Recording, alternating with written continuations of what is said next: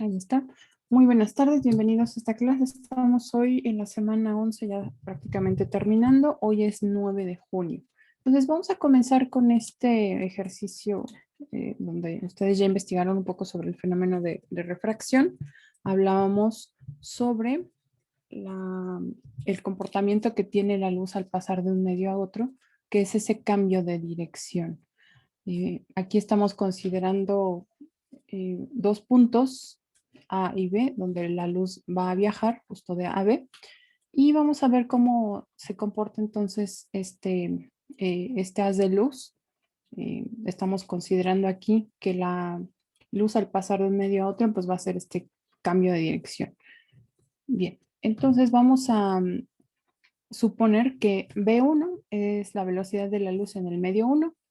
Vamos a suponer que es aire. Y B2 es la velocidad en el medio 2. Podríamos suponer que es agua. Bien. Voy a llamar a las distancias, digamos las longitudes que recorren en los distintos medios como X1, que es la distancia que recorre desde el punto inicial A hasta cierto punto sobre la superficie del agua, desde la distancia X1. Y X2 es la distancia que recorre en el agua una vez que toca la superficie y hasta que llega al punto B. Otro dato que es también interesante considerar es el ángulo con respecto a la vertical que forma este haz de luz. A este ángulo lo voy a llamar teta 1 al primero. Ajá. Y a este segundo lo voy a llamar teta subíndice 2. Bien. Em, Vamos ahora a considerar algunos otros parámetros que también serían importantes, digamos, para el análisis, aunque no necesariamente el resultado va a depender de estos valores. Vamos a considerar la distancia horizontal del recorrido. La voy a poner por aquí abajo.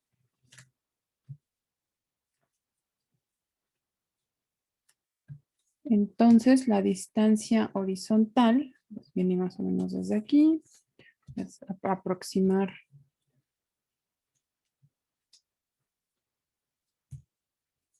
aquí está este otro punto.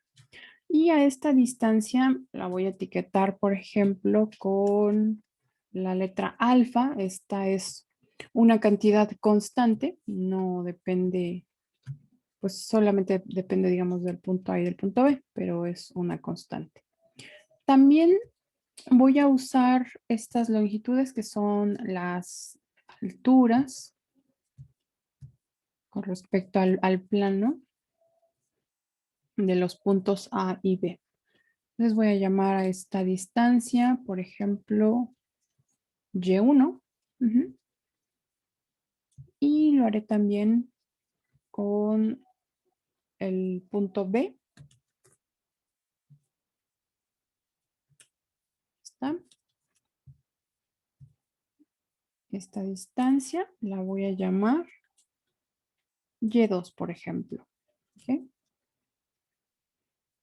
Bueno, hasta ahí, no sé si hay alguna pregunta de los parámetros. Ahorita todavía estamos en esta primera parte de hacer nuestro diagrama y considerar las etiquetas para las distintas cantidades. ¿Hay alguna pregunta sobre alguna de estas variables que he colocado en el diagrama?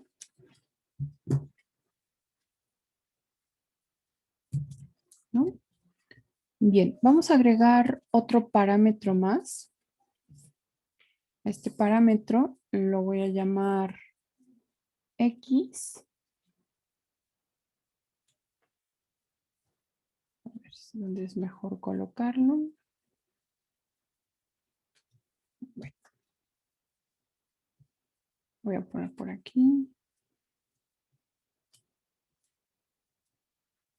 Espero no confundirlos con este último parámetro. Fíjense, a la distancia horizontal del recorrido la llamamos alfa. Entonces, voy a etiquetar la distancia horizontal solamente del recorrido en el medio 1. La voy a etiquetar como X. Y esta otra distancia, voy a hacer zoom aquí, que viene siendo la distancia horizontal del recorrido en el medio 2. Esa la puedo calcular a partir de algunos parámetros que ya están aquí. ¿Quién quisiera decirme cuánto vale la distancia que estoy señalando ahora? Desde este punto hasta este otro.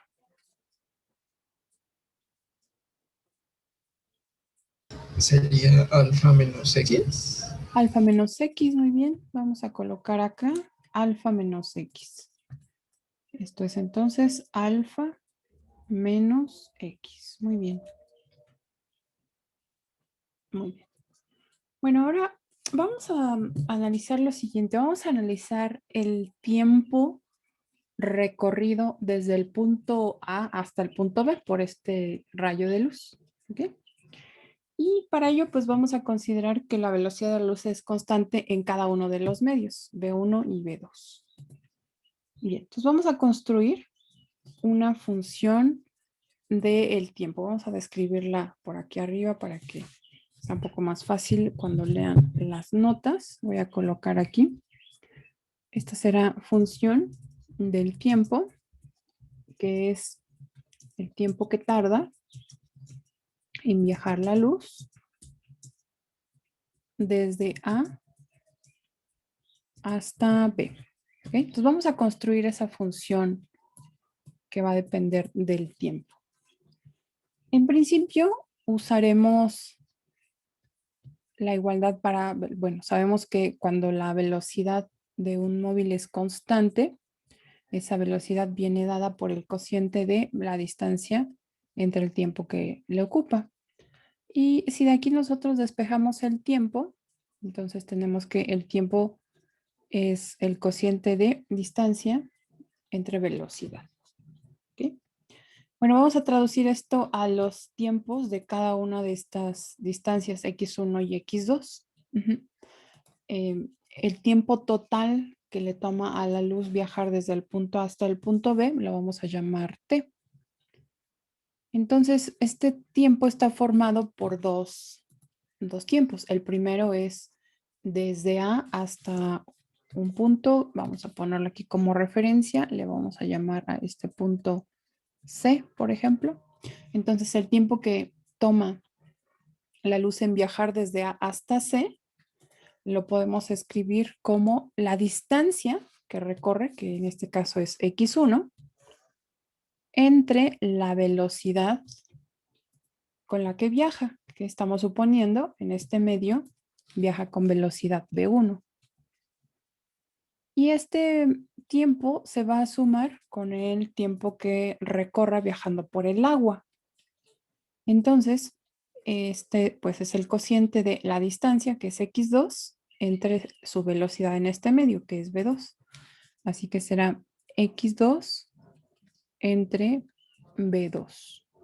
¿Sí? Esa es la función de tiempo. Si observan aquí, esta es una función, que no lo estoy escribiendo explícitamente, pero esta es una función de dos variables. Recuerden que en los ejercicios de optimización, el primer paso al escribir la función que vamos a optimizar es justamente una función de dos variables. Generalmente obtenemos una función de dos variables y a través de una restricción es que esa función se convierte en una función de una variable y se puede aplicar el criterio de optimización. Bueno, es más o menos lo que vamos a hacer aquí. Ya tenemos una función t del tiempo, que es la función que vamos a optimizar. Y ahora depende de dos variables, que son x1 y x2, esas distancias. Pero hay algunas cantidades que, digamos, dentro de este diagrama están fijas y que a través de esas restricciones que nosotros vamos a poder escribir esta función en una de las dos variables, ya sea x1 o x2. Y para ello, pues vamos a encontrar algunas igualdades que nos van a permitir justo encontrar esa igualdad. Lo primero es considerar el triángulo que vemos acá, que es un triángulo rectángulo. Observen por aquí que se forma un ángulo de 90 grados y también en este otro caso. ¿Okay? Entonces los dos son triángulos rectángulos. Existe una relación entre los lados que en el primer caso, si ustedes observan, pues X1 sería la hipotenusa, X y Y1 forman los catetos. De tal modo que para el primer triángulo podemos construir la igualdad Y1 al cuadrado más, aquí, entonces Y1 al cuadrado más X al cuadrado igual a X1 al cuadrado. Vamos a escribirle aquí. X cuadrada igual a X1 al cuadrado. Ahí tenemos esta primera igualdad. También podríamos hacer algo semejante en el segundo triángulo rectángulo. Observen que, voy a subir un poquito. En este triángulo rectángulo tenemos a alfa menos X, es uno de los catetos, Y2 es el otro cateto, es decir, la suma de los cuadrados de cada uno de estos catetos nos daría como resultado X2 al cuadrado. Vamos a escribirlo entonces del otro lado. Entonces, en el segundo triángulo tenemos que alfa menos X elevado al cuadrado más la altura que es Y2 al cuadrado es igual a la hipotenusa al cuadrado. X2 elevado al cuadrado. ¿Ok? Bueno, ahora observen que entre estas dos igualdades hay algo en común, que es justamente X. Este parámetro que tienen en común, X, nos permitirá encontrar una relación entre X1 y X2, de tal manera que esa igualdad nos dará pauta a despejar una de las variables, sustituirla y así quedarnos con una función de una sola variable. Esa es nuestra estrategia, que igual la hicimos la clase pasada. ¿Okay? Bueno, voy a despejar de esta igualdad, de esta primera igualdad del triángulo rectángulo, el valor de X. Si despejamos X, obtenemos raíz cuadrada de X1 al cuadrado menos Y1 al cuadrado. Vean que no nos preocupa ahora la segunda raíz, porque en realidad aquí matemáticamente tenemos dos soluciones, que son la positiva y la negativa. Pero como X representa una longitud, nosotros solamente tomamos la positiva. Ok, entonces esto es X. Bueno, ese X lo vamos a sustituir en la segunda igualdad, aquí. De tal manera que la ecuación quedará únicamente en términos de X1 y de X2. Vamos a sustituirlo ahora. Esto es alfa menos, ahora X es la raíz cuadrada de X1 al cuadrado menos Y1 al cuadrado. ¿Okay? Todo eso es X, ya la sustituimos. Bueno, pero todo esto está elevado al cuadrado y el resto pues escribe igual.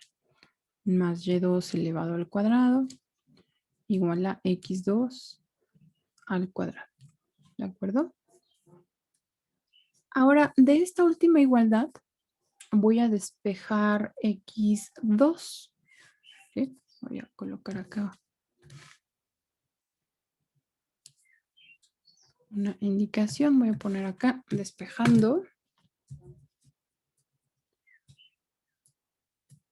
¿Qué variable vamos a despejar? Pues vamos a despejar X subíndice 2.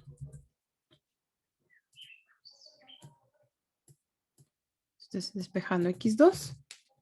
En esta igualdad vamos, entonces, pues lo único que se requiere es extraer raíz cuadrada, ¿verdad? Así que X2 es igual a la raíz cuadrada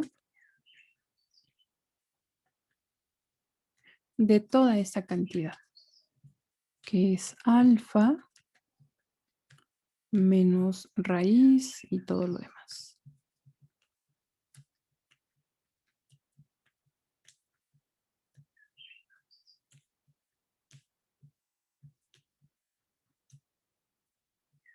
¿Sí?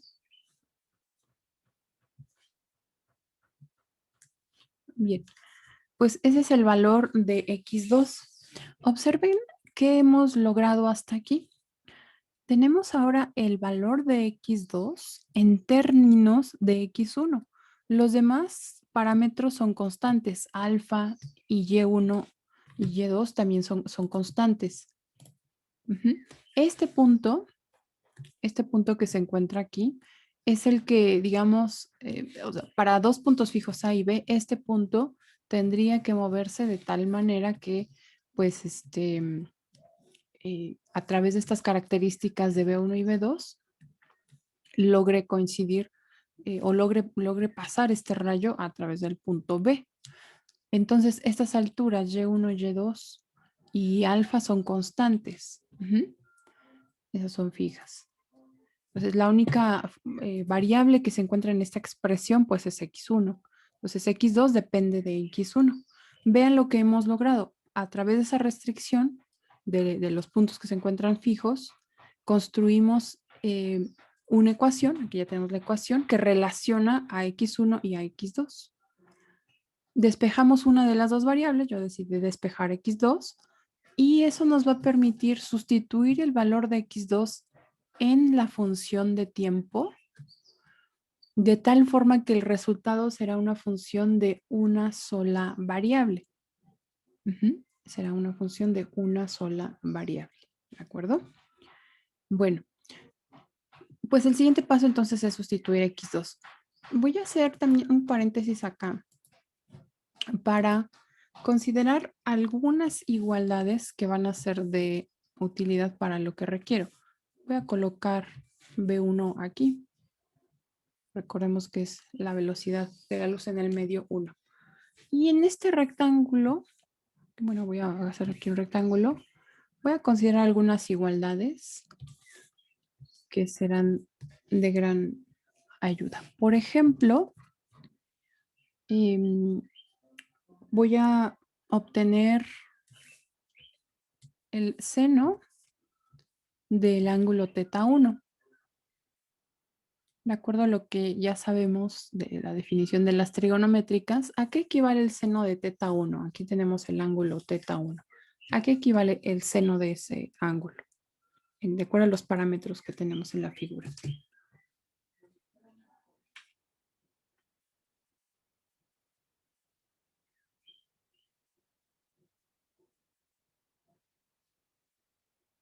¿A qué equivale?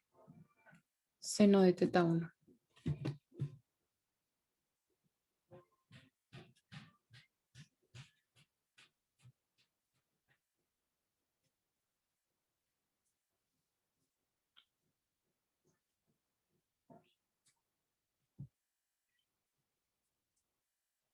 Vean, acá están los parámetros del triángulo rectángulo. Ok, entonces Alexia y José García dicen X entre X1. Muy bien, porque es el cateto opuesto entre la hipotenusa. Muy bien. Así que seno de θ1 es X entre X1. De tal modo que de aquí se puede obtener X1 en términos de θ. Entonces, si despejamos de aquí, veremos que X1, no, creo que vamos a despejar X. X es igual a X1 por seno de θ1. Aquí me quedó muy justito. Voy a despejar X de ahí. Ahora lo voy a ampliar para que se vea mejor. Ahí está. Así que X1 es, X, perdón, es X1 por seno de θ1. ¿Ok?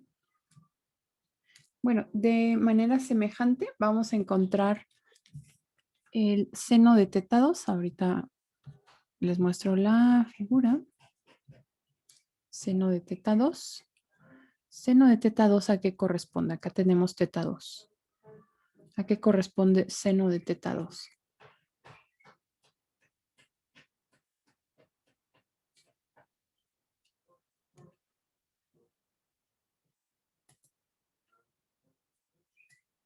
Seno de θ2.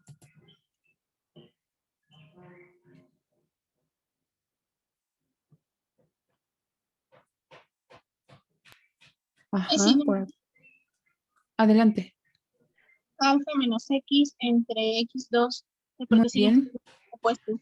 Alfa menos X entre X2. También por acá José Enrique en el chat nos decía alfa menos X. Muy bien, vamos a escribirlo acá. Entonces, seno de teta 2 es alfa menos X entre X2. Bueno, eso implica que alfa menos X corresponde a X2 por seno de teta 2. Ahí está. Bien. Bueno, estas son algunas igualdades que más adelante regresaremos pues a revisar. Entonces ya, como decíamos, el siguiente paso es sustituir el valor de este x2 en la función de tiempo, que es la función que vamos a optimizar. Voy a escribir ahora esa función de tiempo sustituyendo el valor de x2. Entonces, este será el tiempo. Ahora quedará como función únicamente de x1. Lo voy a hacer ya explícito. Y la primera fracción pues es x1 sobre b1. x1 sobre b1 más x2 sobre b2. La voy a colocar como 1 sobre b2 y todo x2 multiplicando. ¿Ok?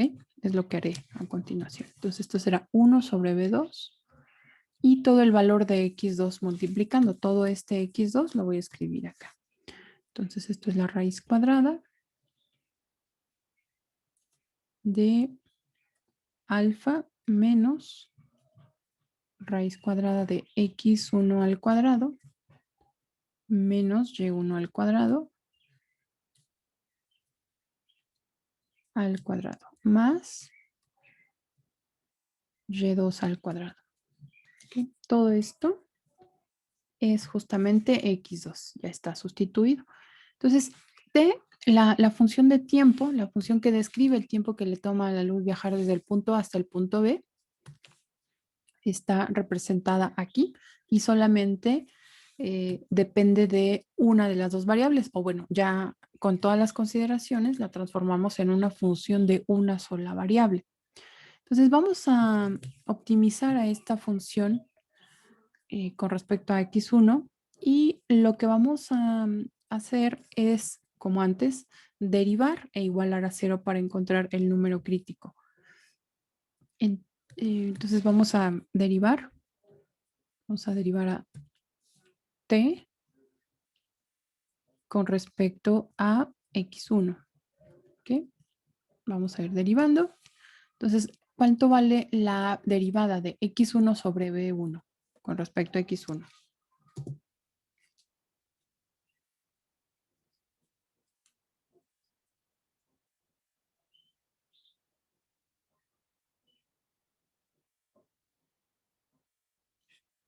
¿Cuánto vale esa derivada? La derivada de x1 sobre b1. Recuerden que b1 es una constante porque es la velocidad de la luz en el medio 1. ¿Cuánto vale esta derivada?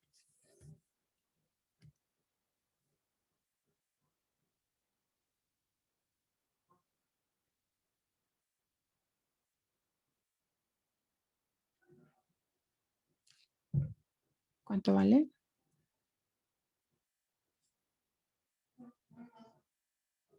1 sobre b, así es Jonathan, aquí en el chat nos responde.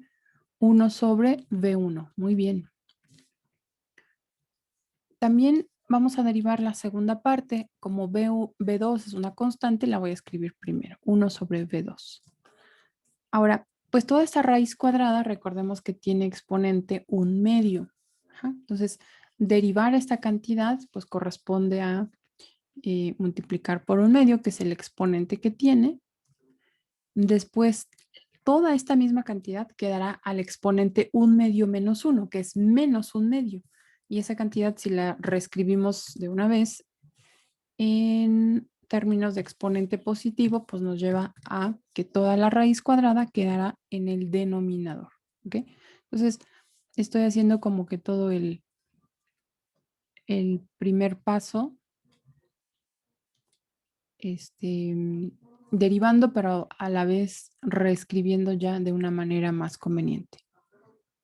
Entonces, esto es lo que estoy escribiendo es como tener toda esa expresión elevada a la menos un medio, solo que ya la estoy escribiendo en el denominador con exponente positivo. Y después, ¿qué falta agregar multiplicando? ¿Qué falta? Ya tengo un medio de este exponente que es la raíz cuadrada, un medio, toda esta cantidad a la menos un medio, es decir, ya quedó aquí raíz cuadrada. ¿Qué nos falta agregar?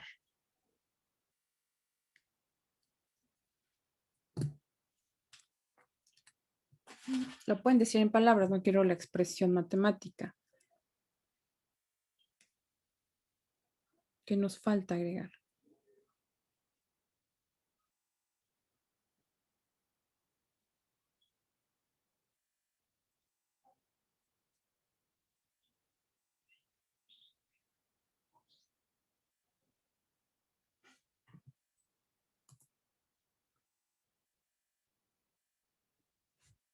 Bueno, vamos a regresar un momentito. Nos dice por acá José Enrique sobre la derivada que no se comprendió muy bien. Esta derivada. La variable ahora con respecto a la que estamos derivando es x1. Pero vamos a suponer que estamos derivando con respecto a x. La expresión que tendrías que derivar, solo para que suene un poco más familiar. Imagínate que tienes esta expresión x sobre 5. ¿Cuánto vale la derivada de x sobre 5? Pues en realidad esta función x sobre 5 es como un quinto por x. ¿Están de acuerdo? Es decir, un quinto que está multiplicando, puedo usar la regla del factor constante y multiplico por la derivada únicamente de x, pero esa derivada pues vale 1. Así que me queda un quinto por 1, es decir, un quinto. Eso es lo que pasa con esta derivada, José Enrique. Como B1 es constante, está dividiendo, es como 1 sobre B1 por X1. Entonces, el resultado será 1 sobre B1 por 1, porque es la derivada de X1 con respecto a X1.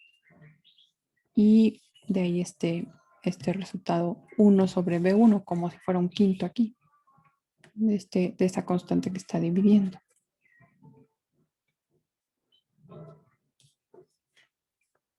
Ahora se ve como más complejo quizá porque la variable no se llama X, se llama X1, pero es la misma secuencia, ¿no? O sea, las reglas son equivalentes.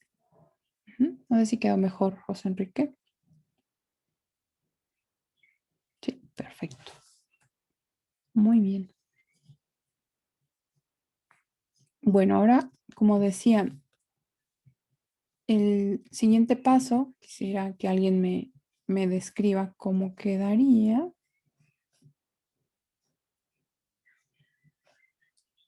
¿Cómo quedaría este siguiente paso?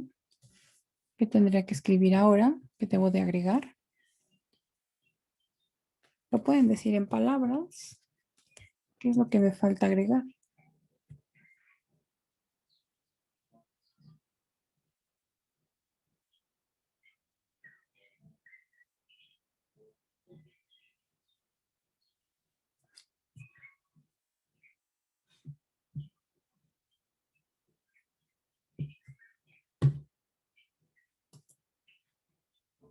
¿Qué me falta agregar, chicos? Estoy haciendo la derivada de toda esta expresión. Si no se entiende, pregunten. Toda esta raíz cuadrada tiene exponente 1/2, así que coloqué 1/2, después todo esto queda a la 1/2 menos 1, es decir, a la menos 1/2, y esa expresión pues se puede escribir de forma equivalente en el denominador con exponente 1/2. Pero me falta agregar algo. ¿Qué es aquello que me falta?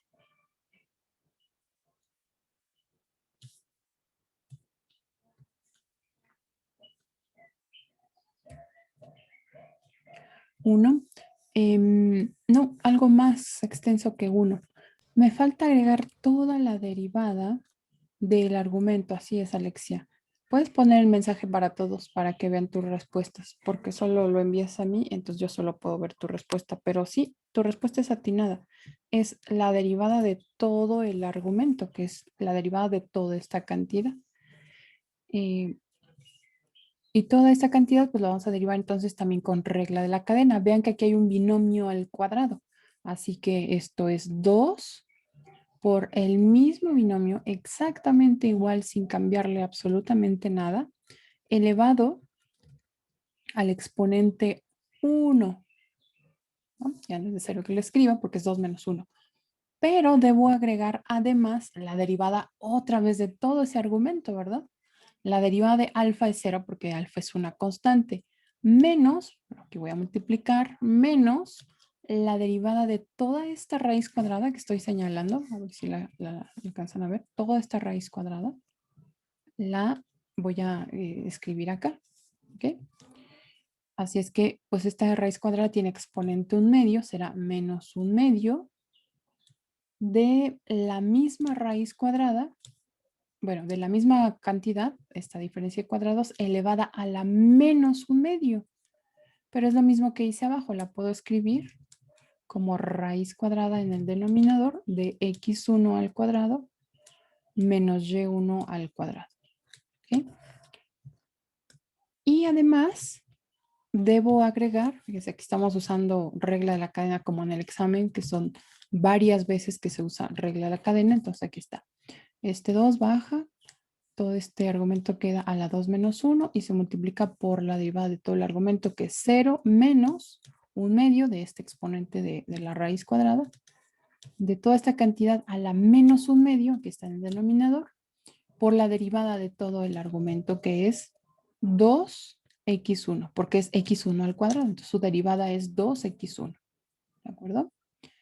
Y la derivada de y2 al cuadrado, por supuesto, pero y2 es una constante, así que su derivada es 0. Ahí está. ¿Ok? Cerramos paréntesis. Y el siguiente paso, pues será simplificar. Vamos a simplificar algunas cantidades y a reescribirlas también en términos de otros parámetros. Primero vemos que en este caso, uy, aquí no quité el circulito. Ahora lo voy a quitar a ver si se complica.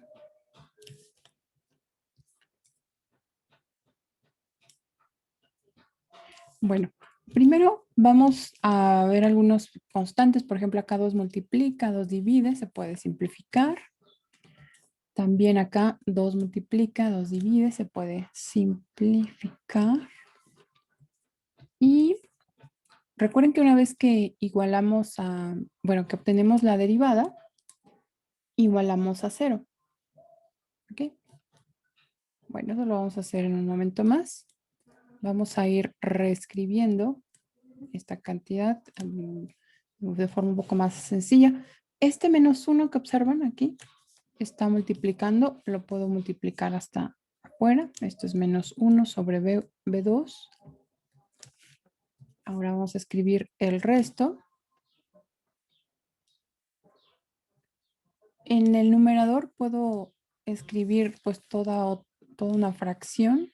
De hecho, lo voy a hacer acá. ¿Qué me ha quedado? X1. X1. Y este corchete, que es alfa menos raíz cuadrada de x1 al cuadrado menos y1 al cuadrado. ¿Sí? Entre la raíz cuadrada de x1 al cuadrado menos y1 al cuadrado.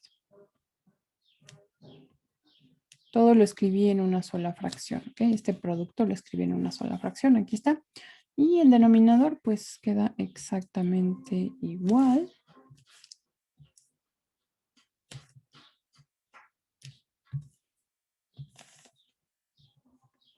Esto es alfa menos todo lo demás.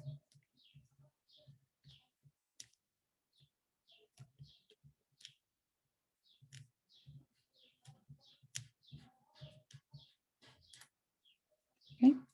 Ahí está. Bueno, ahora voy a identificar algunas cantidades que se encuentran aquí. Por supuesto que voy a igualar a 0, pero prefiero hacerlo una vez que tenga algunos parámetros ya que nos ayuden a simplificar un poco más esta expresión. Vamos con la primera expresión. Voy a poner aquí. Otra vez la fracción. ¿Okay? Bueno, este x1 lo voy a transcribir igual. ¿Okay? Pero ahora esta otra cantidad que es alfa menos la raíz cuadrada de x1 al cuadrado menos y1 al cuadrado, la voy a reescribir como alfa menos. Vamos a identificar en la página anterior a qué equivale toda esta raíz cuadrada. Raíz cuadrada de x1 al cuadrado menos y1 al cuadrado. Lo voy a hacer acá. Acá está. Si identifican esta raíz cuadrada, se refiere a x. ¿Sí? Así que esto será alfa menos x. Y pues es esta misma cantidad, raíz de x1 al cuadrado, vean, aquí está. Toda esta también es justamente x. Así que esta expresión quedará como x1, aquí está x1, alfa menos x entre x. Ahí está x. ¿Okay? Bueno, en el denominador será algo semejante. Esto es la raíz cuadrada de alfa menos x también, toda esta es x, elevada al cuadrado más y2 al cuadrado. ¿Ok? Ya se ve más simple nuestra expresión, vean. En términos de x, se simplificó bastante. Vamos a quitar aquí esta parte de la fracción. Hasta ahí está bien. ¿Ok? Bien, pues vamos a seguir identificando algunas cantidades en el siguiente paso. Vamos a realizar, por ejemplo, la división, esta división.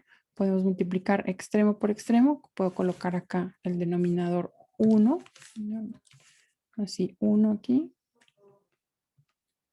Y hacer la división multiplicando extremo por extremo entre medio por medio. ¿De acuerdo? Bueno, vamos a la siguiente página. Siempre debo de indicar qué estoy calculando, excepto si ya es una ecuación, pues ahí ya no necesito colocar esta cantidad al inicio. Entonces esto es 1 sobre B1 menos 1 sobre B2. Y la multiplicación, pues me va a dar una sola fracción, que será la siguiente. Esto es x1 alfa menos x por 1, pues es lo mismo. x1 por alfa menos x. Y esta será x por toda esta raíz cuadrada. Entonces esto es x por toda esa raíz cuadrada, que es alfa menos x al cuadrado, más y2 al cuadrado. ¿Ok? Entonces ya hice la división. Ya se ve un poquito más corta esa expresión. Bueno, ahora voy a sustituir algunas otras cantidades. Por ejemplo, vamos a identificar cuánto vale alfa menos x. Vamos a regresar por aquí. Y para esto voy a usar una de las expresiones que habíamos obtenido aquí al inicio en términos de x2 y seno de teta 2. Entonces, alfa menos x, vean aquí, es justamente x2 por seno de teta 2. Lo voy a sustituir así. ¿Okay? Entonces, vamos aquí.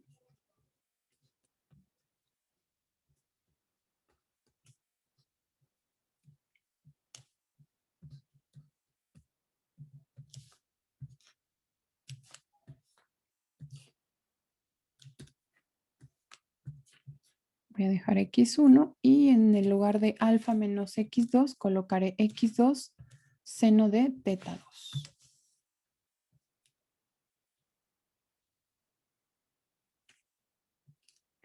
X2 seno de teta 2. ¿De acuerdo? Bueno, en el denominador también podríamos, que voy a dejar aquí x. Y, no, de hecho también podríamos sustituirlo. Este valor de x lo tenemos acá. X equivale a x1 seno de teta 1. Vamos a sustituirlo acá. Entonces, x1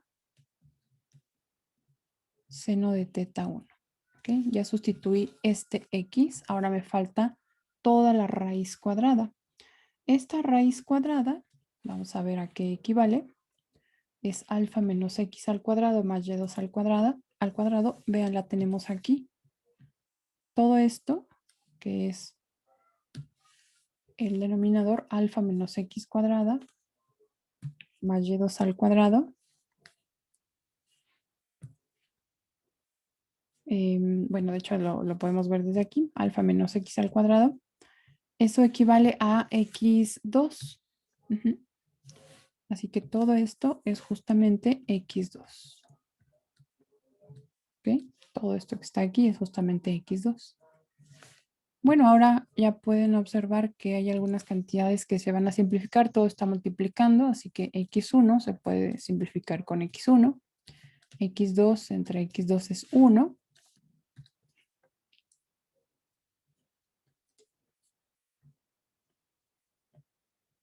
Y nos queda la siguiente expresión. 1 sobre b1 menos 1 sobre b2 corresponde, bueno, perdón, se multiplica por seno de teta 2 entre seno de teta 1. Todo esto es simplemente la derivada, pero para optimizar, pues debemos igualarla a 0. ¿Ok? Entonces, de hecho, es parte de nuestro procedimiento de optimización. Una vez que derivamos, igualamos a 0 y encontramos ahí la condición que debe cumplir la variable. Entonces, vamos a igualar a 0. Esto implica que 1 sobre b1 menos 1 sobre b2 por seno de teta 2 entre seno de teta 1 es igual a 0.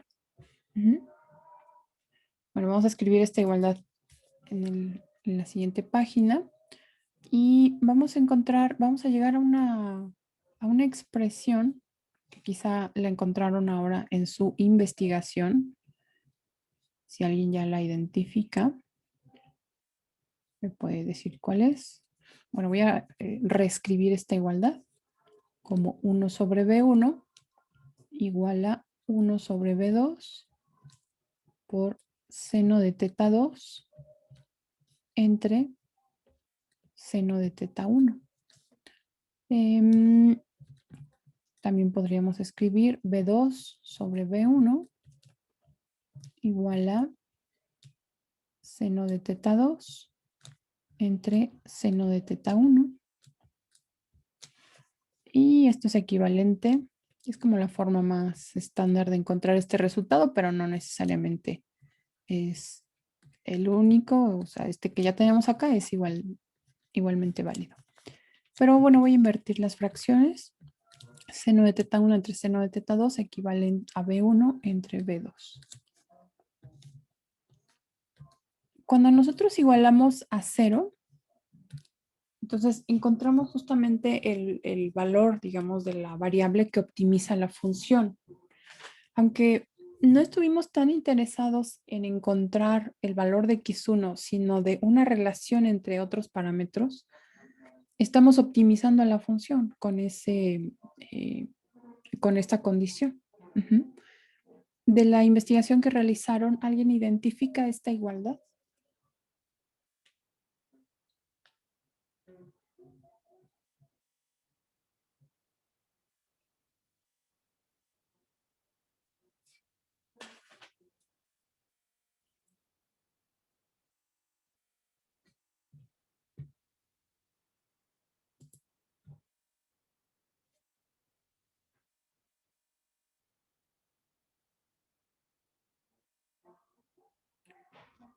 No. José Enrique dice no, pero por ahí alguien ya había mencionado el Sí, nombre, profesora. aunque no exactamente Sofía. Acá nos dice en el chat, Lady Snell. Ujú. ¿Qué es lo que ocurre cuando la luz viaja del punto A al punto B? ¿Por qué se refracta? ¿Por qué cambia de dirección? Hemos encontrado un valor, digamos, una condición para optimizar la función. Aunque no hemos hecho, digamos, el criterio de la segunda derivada, podemos concluir que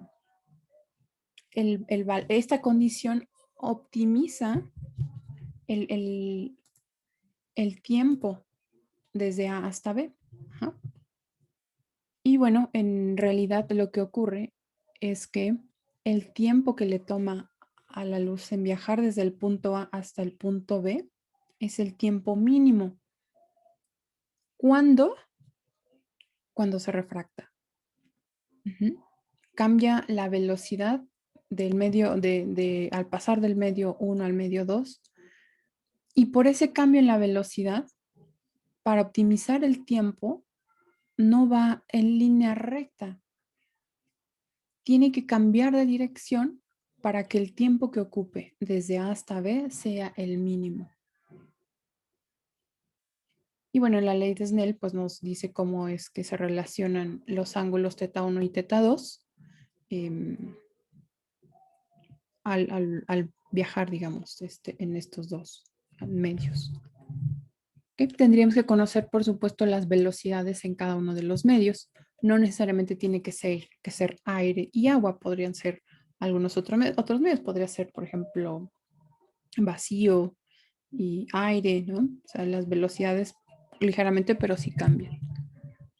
Entonces, creo que podríamos responder ahora a esa pregunta de por qué la luz se refracta. ¿Cómo quedaría su enunciado ahora con este panorama de lo que acabamos de ver? ¿Por qué la luz se refracta? ¿Cómo respondería?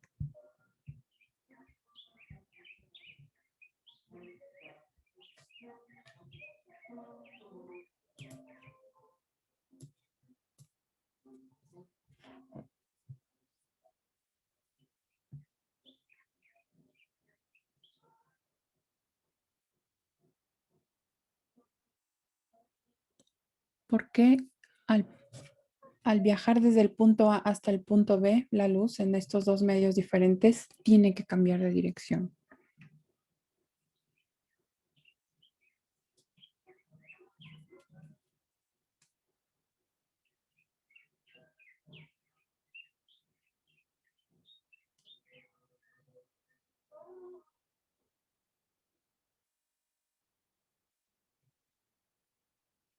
Ajá, José Enrique por acá dice en el chat, cambio de velocidad de la luz al cambiar de un medio a otro. Sí, cambia la velocidad de la luz de un medio a otro, pero ¿por qué cambia de dirección? De acuerdo a lo que hemos visto.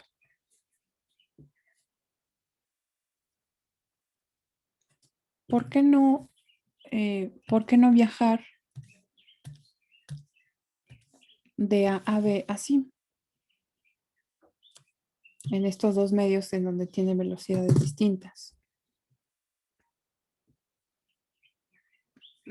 Sí, José Enrique tiene que ver con el tiempo, ajá, y de manera más específica, ¿qué podríamos decir?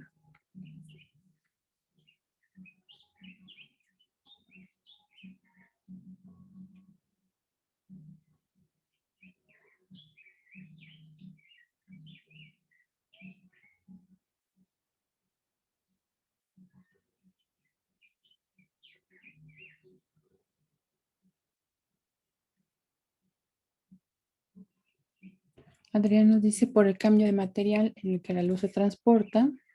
Ajá. Eso tiene que ver con las velocidades, que al cambiar la velocidad cambia el tiempo, por eso no puede ser una línea recta.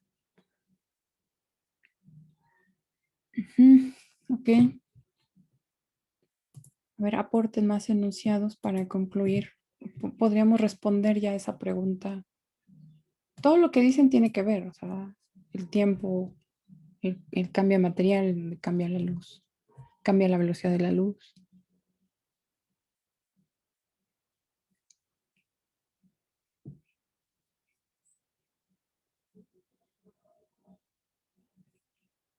¿Qué pasa cuando hace ese cambio de dirección de acuerdo a lo que hemos visto?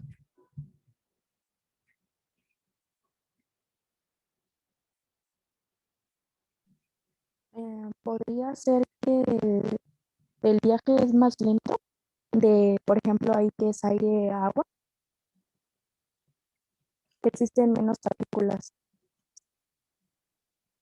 ¿Es más lento en dónde? de aire a pasar al agua. Ajá, cambian las velocidades, que es lo que habíamos visto. B1 y B2 pues son diferentes. Ujú. Pero sí, sí tiene que ver con...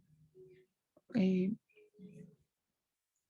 pero ¿cuál sería más lento? O sea, ¿cuál sería un camino más lento? Bueno, el objetivo es que quisiera que con esto que acabamos de ver, ustedes me respondan esa pregunta que hice originalmente. ¿Por qué la luz se refracta al pasar de un medio a otro en donde cambia su velocidad? ¿Por qué cambia esa dirección?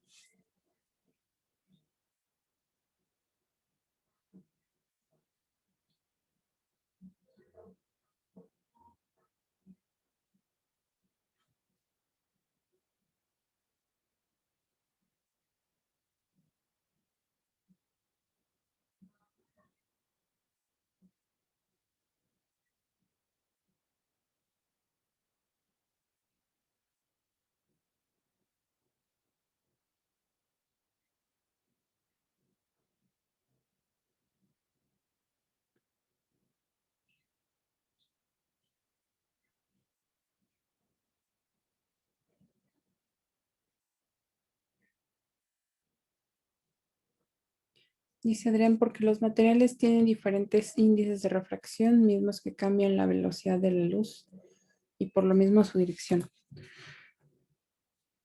Sí, todo esto que dicen es cierto, pero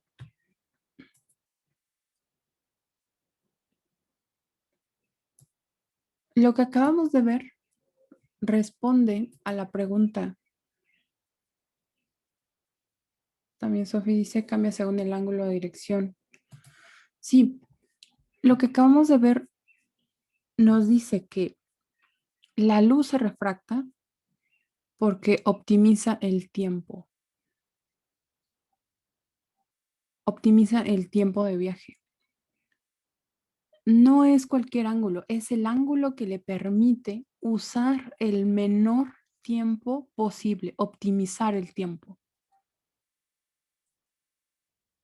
Si ustedes calcularan el tiempo que le tomaría a la luz viajar con cualquier otro ángulo, incluso en línea recta o con cualquier otro ángulo, verían como que con cualquier otro ángulo que no cumpla esta igualdad, podrían verificar que el tiempo sería mayor. Existe una relación entre los ángulos, por eso la refracción.